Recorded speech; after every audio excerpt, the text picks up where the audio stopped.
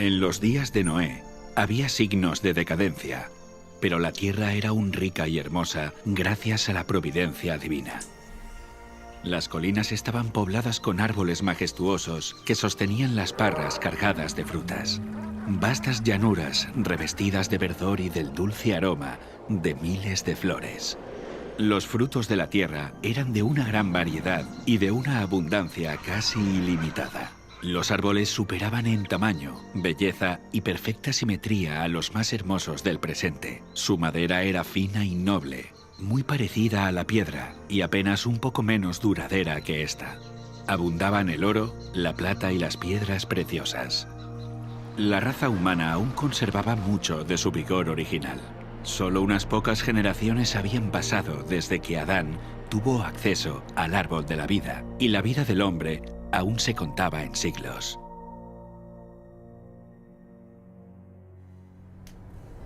Si aquel pueblo longevo se hubiera dedicado al servicio de Dios con su capacidad de hacer planes y ejecutarlos, habrían hecho del nombre de su creador un motivo de alabanza en la tierra y habrían cumplido el motivo por el cual Él les dio la vida. Pero no lo hizo. Había gigantes, hombres de gran estatura y fuerza, conocidos por su sabiduría, hábiles en la elaboración de las obras más maravillosas. Pero la culpa en que incurrieron al dar rienda suelta a su maldad fue proporcional a su destreza y habilidades mentales. A estos hombres antediluvianos, Dios los colmó de dones, pero usaron su ingenio para glorificarse a sí mismos y los transformaron en una maldición, al poner sus afectos en ellos mismos, en lugar de aquel que se los había dado. Utilizaban el oro, la plata, las piedras preciosas y las maderas selectas en la construcción de mansiones, y trataban de superarse unos a otros en el embellecimiento de sus moradas con las más hábiles obras del ingenio humano. Solo buscaban satisfacer los deseos de sus orgullosos corazones y se deleitaban en escenas de placer y maldad. Sin deseos de conocer a Dios, pronto negaron su existencia. Adoraban la naturaleza en lugar de al Dios de la naturaleza. Ensalzaron la inteligencia humana, adoraron el trabajo de sus manos y enseñaron a sus hijos a adorar a los ídolos. Construyeron altares a sus ídolos en los verdes campos y bajo la sombra de hermosos árboles. Arboledas extensas que conservaban su follaje durante todo el año eran dedicados al culto de dioses falsos. Estas arboledas estaban conectadas a hermosos jardines a través de largas y sinuosas avenidas, adornadas de árboles cargados de frutos y de toda clase de estatuas. Todo estaba provisto de aquello que agradara a los sentidos y fomentara los deseos sensuales del pueblo, y así inducirlo a participar del culto idólatra. Los idólatras de falsos dioses dotaron a sus deidades de atributos y pasiones humanas. Así, el modelo de carácter se degradó al nivel de la humanidad pecaminosa. Y vio Dios que la maldad de los hombres era mucha en la tierra, y que todo designio de los pensamientos del corazón eran de continuo solamente el mal. Y se corrompió la tierra delante de Dios, y estaba la tierra llena de violencia. Dios dio a los hombres los mandamientos como una ley de vida, pero violaron su ley, y el resultado fue todo pecado imaginable. La maldad de los hombres era abierta y temeraria, la justicia era pisoteada, y los gritos de los oprimidos llegaban al cielo. El mundo estaba en sus comienzos, pero la maldad se había hecho tan profunda y general que Dios no pudo soportarlo más. Y dijo: raeré de sobre la faz de la tierra a los hombres que he creado. Declaró que su espíritu no contendería para siempre con la humanidad culpable. Si no cesaban de contaminar con sus pecados el mundo entero y sus ricos tesoros, Él los borraría de su creación y destruiría todas las cosas que con tanto amor les había brindado. Acabaría con los animales del campo y la vegetación, que les suministraba abundante abastecimiento de alimentos, y transformaría la bella tierra en un vasto escenario de desolación y ruina.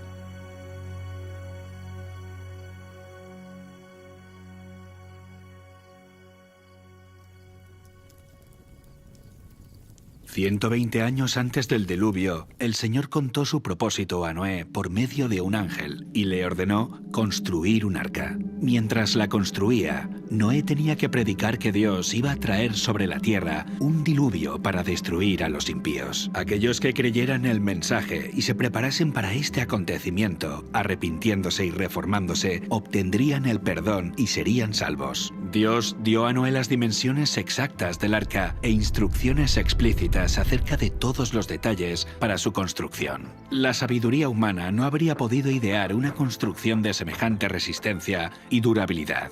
Dios fue el diseñador y Noé el maestro constructor. Tenía 3 pisos de altura y una puerta en uno de los lados. La luz entraba por la parte superior y las distintas secciones estaban dispuestas de forma que todas estaban iluminadas. El material que se empleó en la construcción del arca fue el ciprés o madera de gofer, que resistiría al deterioro durante cientos de años. La construcción de esta inmensa estructura fue un proceso lento y laborioso. El arca por sí misma no hubiera podido resistir la tormenta que se avecinaba sobre la tierra. Solo Dios podía proteger a sus siervos de las aguas tempestuosas. Por la fe, Noé, cuando fue advertido por Dios acerca de cosas que aún no se veían, con temor preparó el arca en que su casa se salvaría, y por esa fe condenó al mundo y fue hecho heredero de la justicia que viene por medio de la fe. Mientras Noé daba al mundo su mensaje de amonestación, su trabajo daba testimonio de su sinceridad. Así su fe se perfeccionó y se manifestó. Dio ejemplo al mundo creyendo lo que Dios le había dicho. Todo lo que poseía lo invirtió en el arca. Mientras construía aquel enorme barco en tierra seca, multitudes de todas direcciones se acercaban para contemplar aquella extraña escena y oír las fervientes palabras de tan singular predicador. Cada martillazo dado en la construcción del arca era un testimonio para la gente. Aún así, no se arrepintieron delante de Dios. No quisieron renunciar a sus pecados. Durante el tiempo que aún quedaba hasta el diluvio, su fe fue puesta a prueba, pero no pasaron la prueba. Vencidos por la incredulidad reinante, se unieron a sus antiguos compañeros para rechazar el solemne mensaje.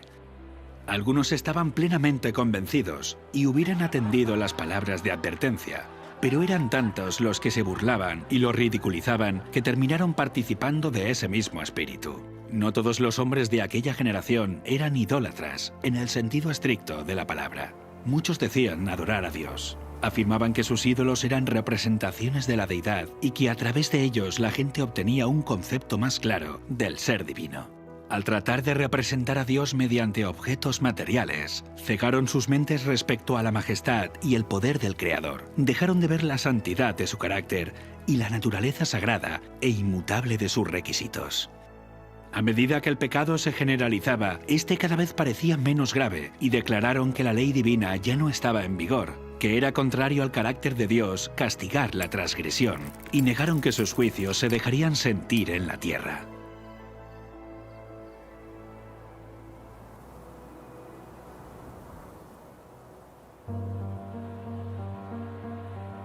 Si aquella generación hubiese cumplido la ley divina, los hombres habrían reconocido la voz de Dios en la advertencia de su siervo.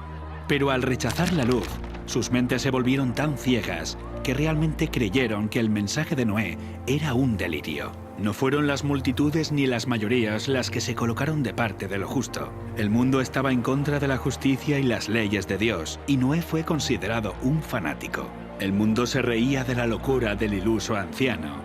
En lugar de humillar sus corazones ante Dios, ellos persistieron en su desobediencia y maldad, como si Dios no les hubiera hablado a través de su siervo. Pero Noé se mantuvo como una roca en medio de la tempestad.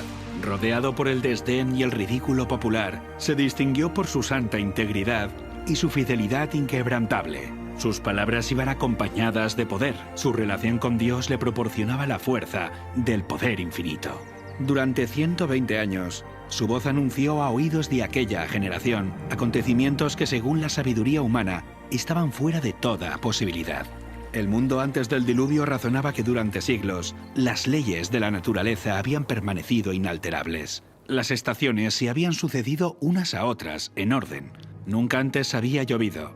La tierra se había regado por una niebla o rocío. Pero con su obstinada resistencia a los reproches de la conciencia, aquella generación llenó la copa de su iniquidad y maduró para la destrucción. Su tiempo de gracia estaba a punto de concluir. Noé había seguido fielmente las instrucciones que había recibido de Dios. El arca se había terminado como el Señor había dictado, e hizo provisión de alimentos para hombres y animales. Y entonces el siervo de Dios hizo su última solemne súplica a la gente. Con anhelo indecible, les rogó que buscaran refugio mientras aún era posible encontrarlo.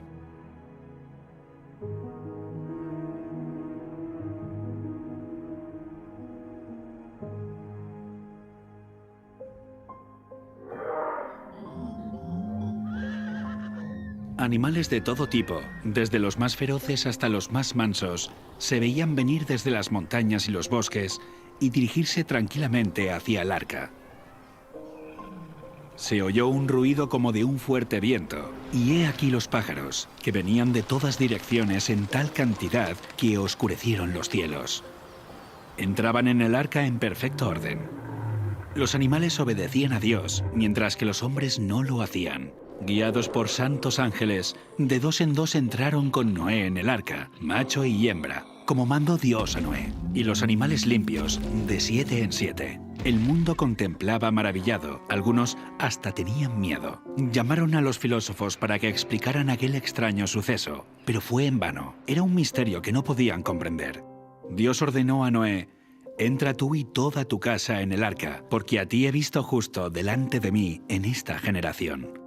El mundo había rechazado las advertencias de Noé, pero su influencia y ejemplo habían sido una bendición para su familia. Como recompensa a su fidelidad e integridad, Dios salvó con él a todos los miembros de su familia.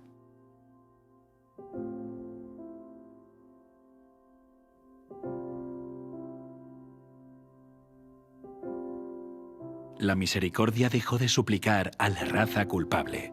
Los animales de los campos y las aves del aire habían entrado en su refugio. Noé y su familia estaban dentro del arca. Después, el Señor cerró la puerta. Se vio un relámpago deslumbrante y una nube de gloria aún más brillante descendió del cielo para colocarse ante la entrada del arca.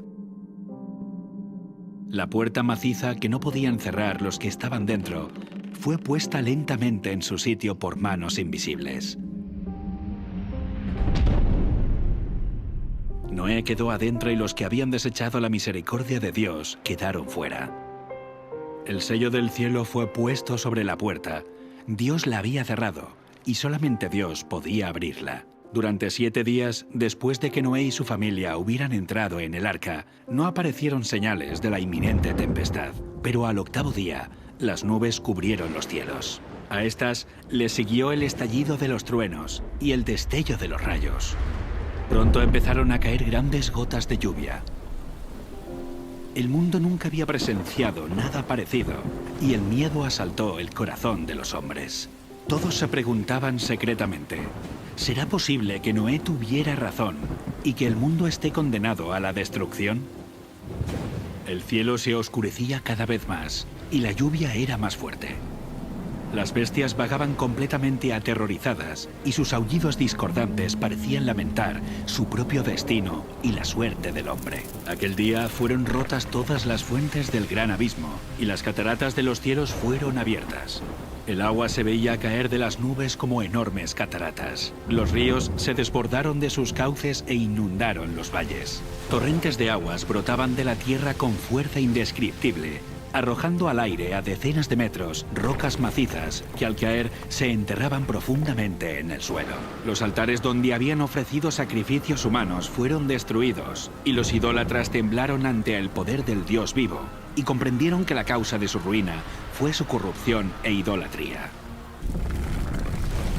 A medida que la violencia de la tempestad aumentaba, árboles, edificios, rocas y tierra fueron lanzados en todas direcciones. El terror de los hombres y los animales era indescriptible.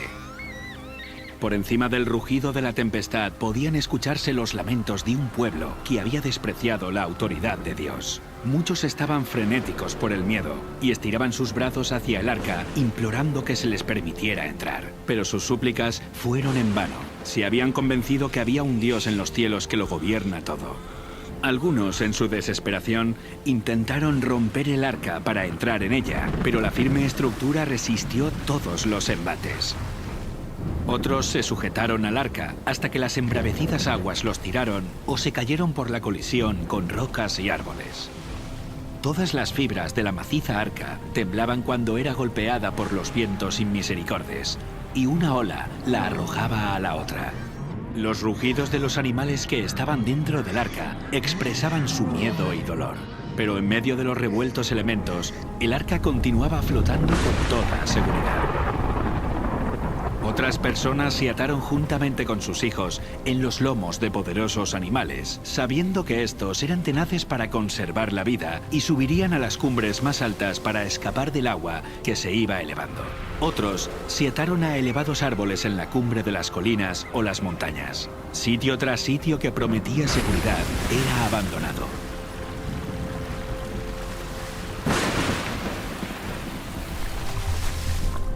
A medida que las aguas subían más y más, la gente huía a las elevadas montañas en busca de refugio.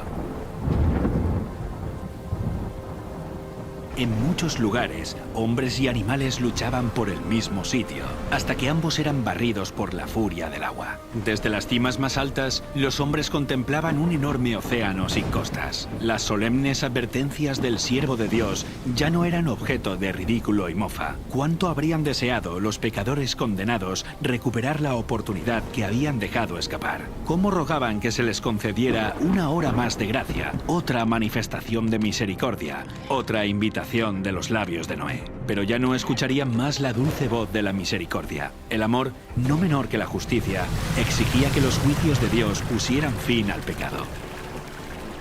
Las aguas vengadoras barrieron el último refugio, y los que habían despreciado a Dios murieron en las oscuras profundidades. Por la palabra de Dios, el mundo de entonces pareció anegado en agua. Pero los cielos y la tierra que existen ahora están reservados por la misma palabra, guardados para el fuego en el día del juicio y de la perdición de los hombres impíos. Otra tormenta está por venir, y el pecado y los pecadores serán destruidos.